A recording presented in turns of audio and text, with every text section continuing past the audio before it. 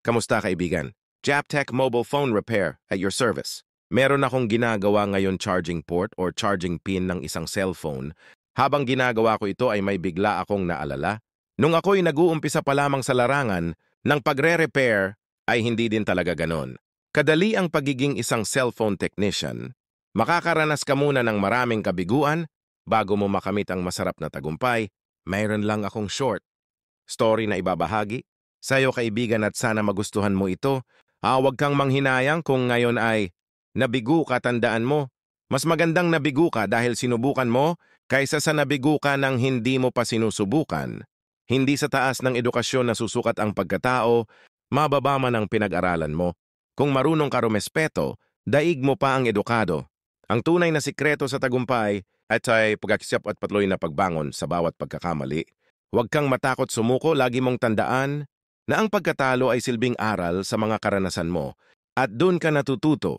Sa pagtatrabaho patungo sa tagumpay, mahalaga rin ang pagiging bukas sa pagkatuto at pag-unlad.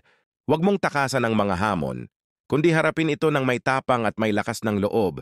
Ang tagumpay ay maaaring magdala ng ibang kahulugan para sa bawat isa, subalit ang pangunahing susi ay ang sipag, dedikasyon at positibong pananaw. Huwag mong kalimutan ang mga taong sumusuporta sa iyo at ang mga aral na natutunan mo sa bawat yugto ng iyong paglalakbay.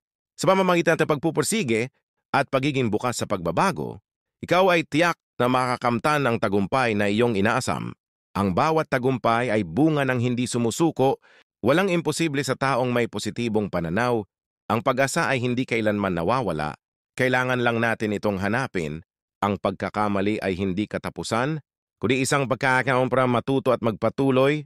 Sa bawat pagbagsak may pagkakataon na tumayo muli at sumulong. Ang mga maliliit na hakbang ay maaaring magdulot ng malalaking pagbabago. Ang kahinaan ay hindi hadlang, kundi isang oportunidad upang magpatatag. Huwag matakot. Subukan ang mga bagay na labag sa iyong kahandaan.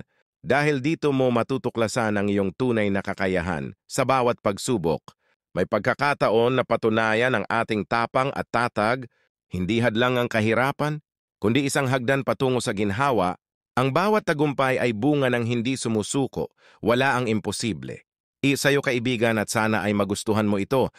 Mas maa-appreciate mo ang tagumpay kung tunay na pinaghirapan mo siya kahit ano pa ang ituro ng iba. Wala talagang shortcut sa success. Kailangan mo talagang pagdaanan ng tamang proseso. Kaya wag mainip, i-enjoy ang bawat experience at tuloy na mag-improve at wag susuko. Maraming salamat sa pakikinig mo kaibigan.